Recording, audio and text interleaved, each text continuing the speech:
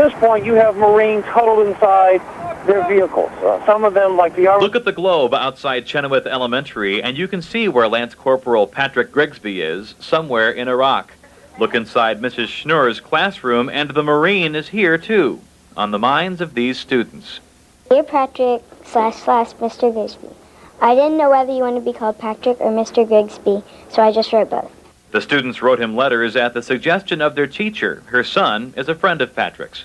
So often they hear the news and they hear their parents talking. These are third graders, so sometimes they don't ask questions and you don't know what's going on in their mind. But through these letters, now you do. Dear Patrick, good luck on your adventure on the unknown world. Thank you for risking your life for us. Zay Hinton included a good luck charm in her letter. Patrick is a 2000 graduate of St. X High School. He's an MP with the 1st Marine Expeditionary Force guarding Iraqi prisoners of war. I want to wish you good luck while you're picking up prisoners in Iraq. I also hope you are safe and make the right decisions. Be careful in case they pretend to surrender. I will pray for you. Remember the last letter, 4 letters in American spell I can. Sincerely, Molly Moore. Patrick and his regiment could use encouragement. They faced sandstorms and the threat of Iraqi military posing as civilians. His mother says she spoke to him last week. He sounded tired, but he sounded pretty good, and they were moving north, so that's the last time I've talked to him. The previous writing assignment was waving hello to spring, but this writing assignment gives a window into what the 3rd graders are thinking about. They're saying, you are brave, good luck, and thank you for fighting for our country. Thank you for being so brave, Patrick. We are so lucky that we have brave Marines like you. If you forget everything I said, remember this. I will get on my knees and close my eyes and pray for you every night before I go to bed. Sometime, hopefully sooner than later, Patrick's mail call will bring him a surprise from a group of students he's never even met. I bet you will be the only man that gets a big envelope that has 24 letters in it. Letters with love. From Chenoweth Elementary, Joe Arnold, WHAS 11 News. Now the teacher, Ms. New. From the Marine Corps Reserve, Grigsby's father told us that Patrick joined in hopes of eventually becoming a pilot. And that kind of generosity.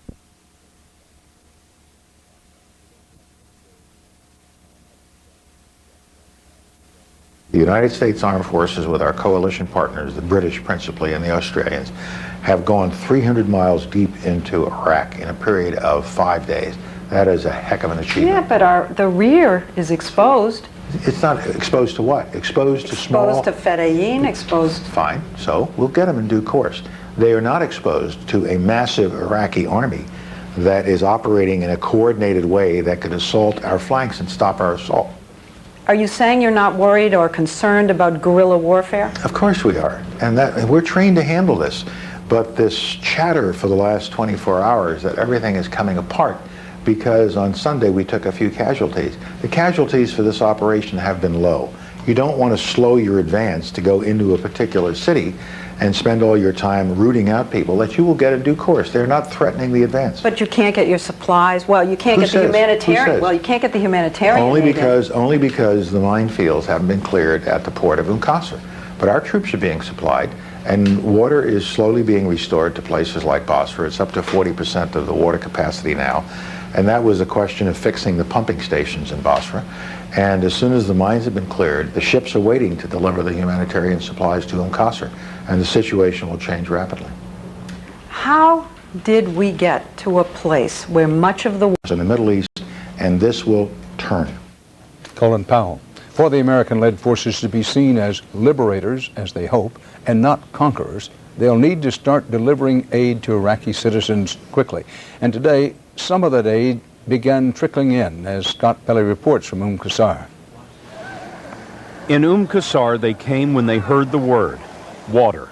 There hadn't been any water in more than a week, and so they ran down a road as long and as miserable as a day of thirst.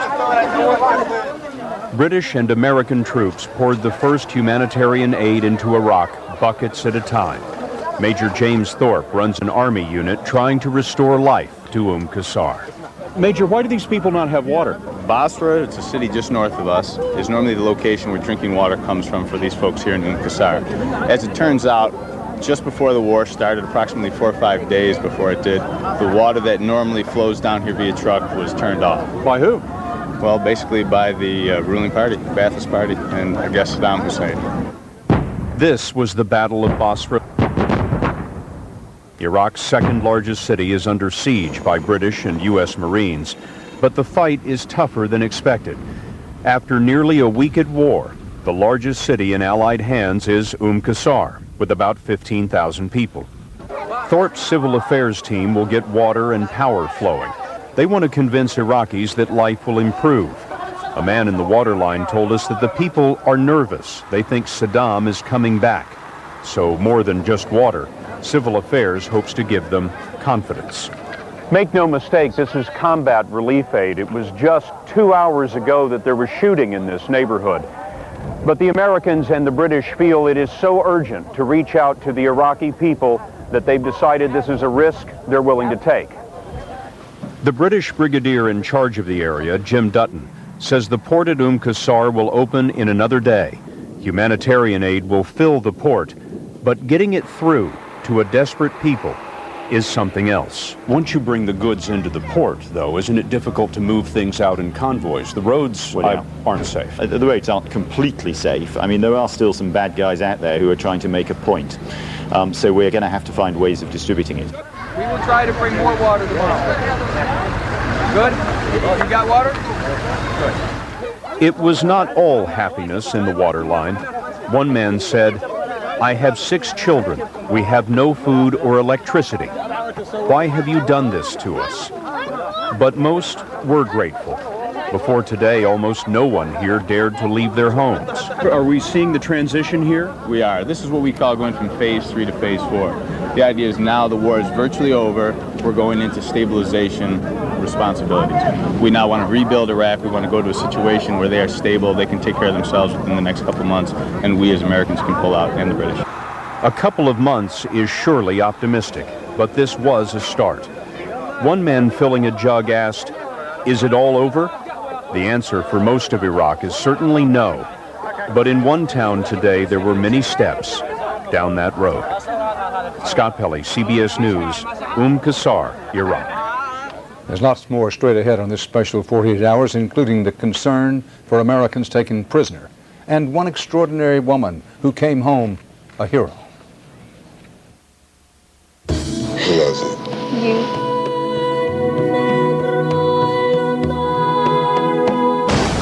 You coming to my house? They killed my wife. If you want to bring down a monster, you must become a monster. You out of control. What would you do if she died? You didn't think I was going to get to you? A Man Apart. Rated R. Starts Friday, April 4th.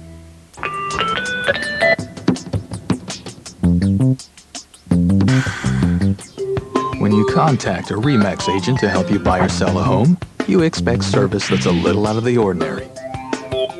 After all, RE/MAX agents average more experience and more sales than other agents. So the next time you need outstanding real estate service, call RE/MAX and watch us spring into action.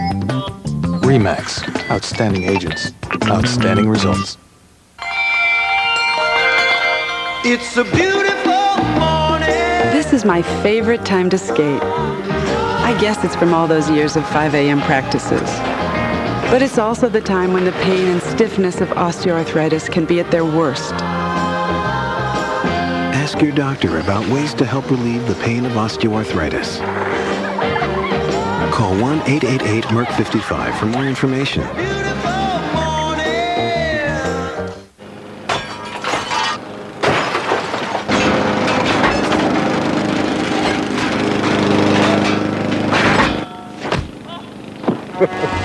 Do you need a little help with lawn care? Come into Ace, the helpful place. Prego Traditional versus the leading pasta sauce. In the staring contest, neither jar blinked. But the taste contest was no contest, as everyone in the family preferred Prego. Everyone goes for Prego.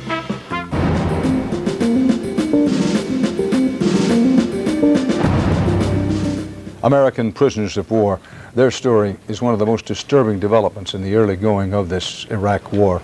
There were 7 officially listed at last count, plus 7 more Americans considered, quote, missing in action. Troy Roberts has more on the fears and the toll that's being taken. Where you came from America? From Kansas. For 2 days now, we have watched the scratchy video images of their frightened young faces broadcast around the world. What's your name? Edgar. The captured men and women from the American military's worst day since 18 men were lost in the Black Hawk Down debacle in Somalia a decade ago. We will do everything in our power to bring them safely home. In the southern town of An-Nasiriyah, 5 GIs were taken prisoner during an ambush of an army supply company. Then, 60 miles south of Baghdad, 2 pilots of an American Apache helicopter were captured when their chopper went down. The military made 2 attempts to rescue them, but failed. The 2 pilots appeared unharmed on Iraqi television, though that is little consolation for Chief Warrant Officer Robert Young's mother. This is what I feared most, that he would be captured. And it probably sounds bad, but it scares me almost more than if it had been fatal, because I'm afraid of what they'll do to him. What's your age? 39. After the last Gulf War, Iraq released all but 1 of the 21 captured American soldiers. But this time, the future of the POWs could be much darker, says CBS News Middle East expert Fuad Ajami. The people who rule Iraq, this time they're not fighting for their acquisition of Kuwait, they're fighting for their own survival. Do the protections that they are afforded under the Geneva Convention mean anything to their captors? The protections of the Geneva Conventions apply among nations that play by the rules of international order. Saddam Hussein and the people around him don't play by those rules. How old are you? 30. Of the 7 POWs, 30-year-old Shoshana Johnson of El Paso, Texas, is the first American woman taken in this conflict. Shoshana's aunt, Sheila Medine, believes the young mother of a 2-year-old girl may be singled out for particular abuse. When she comes home, I hope that she's intact, mentally and physically. I hope she's intact. The conditions and the whereabouts of the American POWs are unclear tonight. The Red Cross has not yet been given access to the soldiers, and no timetable has been offered as to when those visits can be arranged. Troy Roberts. As a result of changes in American law after the first Gulf War, tonight there are more women serving in combat in Iraq by far than in any conflict in our history, which means there are more women in danger of being captured, killed, or wounded. Peter Van Sant has one woman warrior's heroic story, and mark well, she considers herself the lucky one.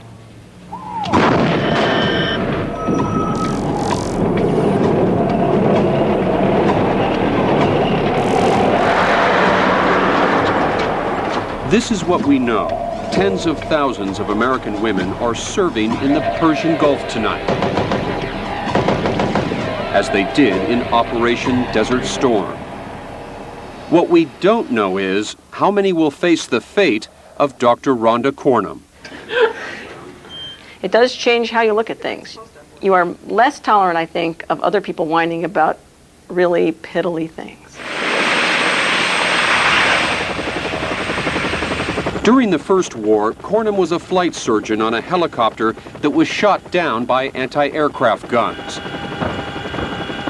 as it was skimming along the desert floor, searching for a downed American pilot. Even having the aircraft get hit is not so terrible, but when it starts falling apart, then it's really bad. I was convinced I was going to die right then. She's one of only 2 American women who were captured by the Iraqis. I realized I was probably pretty badly wounded, I guess. And I tried to stand up and couldn't do that, but then somebody came over and turned me over, and it was a bunch of Iraqi guys with their guns pointed at me. I mean, every time they'd pick up my arm to drag me along someplace, I screamed. I mean, it was just excruciating. Major Cornum had broken both her arms and suffered a smashed finger with numerous cuts and bruises. And then you discovered another Well, slight then problem. I discovered I'd been shot. You had a bullet in your back. Yeah, had a bullet in my back. but she was luckier than 5 of her fellow crewmen who died in the crash. Being a prisoner of war, the only things that matter is that, am I ever going to get out, and are they going to kill me? The Iraqis shipped Cornum off to a jail in Basra. I imagine you must have thought of Reagan, your daughter, your husband, Corey. And there's no way that you know if they've heard anything. You don't know if they know that you've been shot, if you've been shot down, if you're just missing. When you feel bad that there's nothing you can do for them. I mean, being a family member is way harder than being a prisoner. Way harder. Maybe so, but Cornum was sexually assaulted by a guard. I was getting shipped from wherever they captured us into Basra, and the soldier sitting next to me unzipped my flight suit and started fondling me. Must have been terrified. It's only the worst thing you can think of happening if you haven't had a lot of bad things happen. So if you've already seen 5 of your friends get killed and yourself badly wounded, you don't know if you're going to survive the injuries, then, you know, in the ultimate scheme of things, it's just not that big a deal. And for those who would look at that and say, here's an argument why women shouldn't be in combat positions because male soldiers will do horrific acts like this, what do you say? I say that I think it's probably at least as devastating if a man were to get raped, and I think they just don't talk about it. And torture. There's torture. There's tortures of all sorts. And I have so far not seen any evidence that one gender does better than the others. Captured near the end of the war, Major Cornum spent 8 days in captivity. She was flown out of Iraq and freed with other POWs. Everyone unto a hero. Rhonda Cornum was awarded several medals, including the Distinguished Flying Cross and the Bronze Star. For courage displayed during captivity. Does the hero talk bother you? Only because I don't think I necessarily did anything that most people wouldn't have done. Oh, yeah, you did. You flew into enemy fire to save a fellow American. You did everything you could to survive. You represented your country with honor and courage, and you made it back alive. That's a hell of a couple of days. I like to think that all the people I went with would have done the same thing. And I think most of them would have.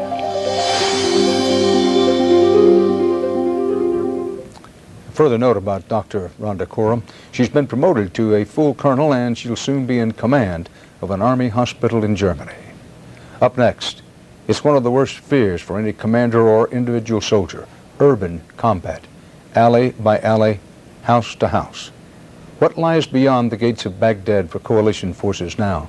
We'll give you a look at some of the training U.S. troops have been through to prepare for that fight when this special war edition of 48 Hours comes back.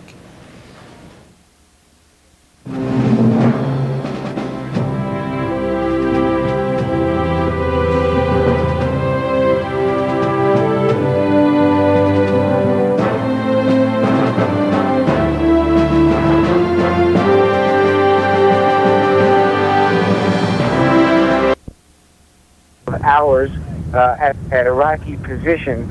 The howitzers are directed in many cases very precise targeting. These T-36 radars will lock onto Iraqi fire, say a mortar shell, and redirect the Paladin 155 in many cases within 11 seconds. Once the aiming is completed, the Paladin fires these positions literally down the tube of whatever Iraqi artillery was employed within 2 minutes. So in many cases, it's one and out for the Iraqis. They get one shot, and then they have to run like the wind, or they're going to get killed, and their artillery or their mortar is taken out. Jim Axelrod, CBS News, Iraq. History teaches, and nearly all the experts agree, that the worst, the most dangerous fighting for coalition forces may still be to come. To cut the heart and the fight out of Saddam Hussein's regime, U.S.-led ground troops may very well have to take the capital, Baghdad, by force. Richard Schlesinger has a report on the kind of combat that might require.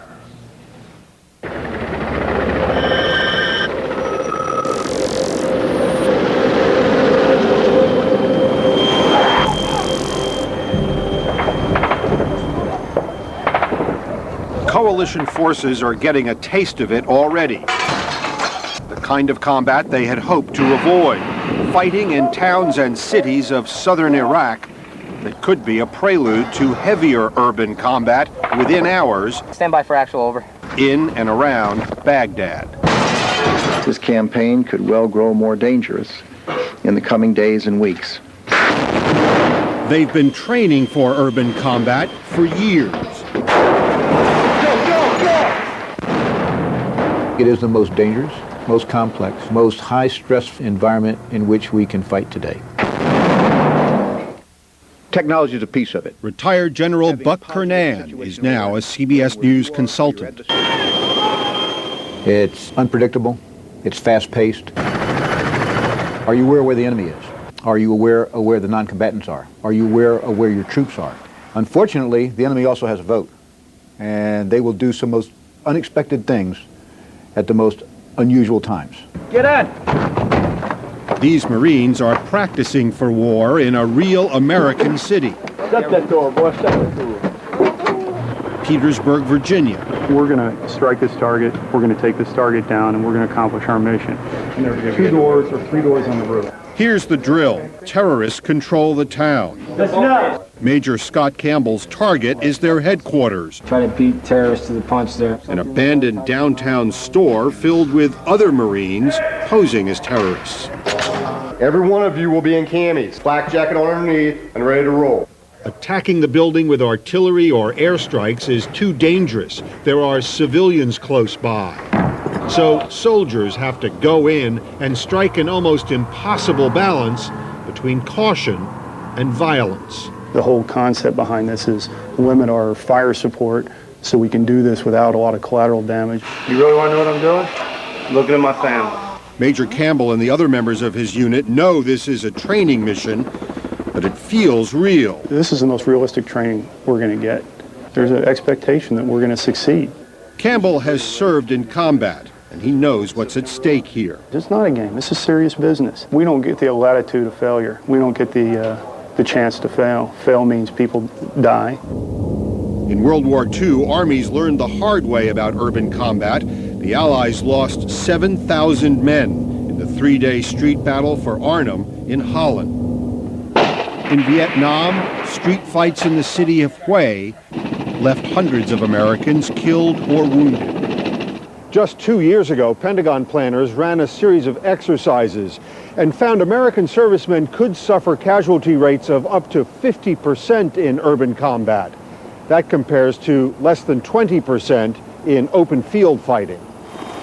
This is no drill. These are actual Pentagon pictures and radio transmissions from the infamous Black Hawk Down raid in Somalia in 1993. We got Black Hawk coming down. We got a Black Hawk crash in the scene at 6-1. In 2 days of urban combat, enemy gunmen shot down an Army Black Hawk helicopter in the heart of Mogadishu. 18 American soldiers were killed. The body of one American was dragged in the street, and U.S. forces were humiliated. Since Somalia, the Pentagon has built elaborate training facilities to teach urban combat. They're firing real bullets. But they haven't been up against a real enemy until now. Will it be challenging? Sure. Retired General Buck Kernan. And will it be brutal and ugly? Sure. And unfortunately, we're going to lose some of these great American patriots. But hopefully we'll lose very few of them. Richard Schlesinger with Buck Kernan. Well, what's happened to Saddam Hussein? What's likely to happen to him? We'll show you some amazing ways Iraqi leaders have been known to cover their tracks, so stay here with us. Looking for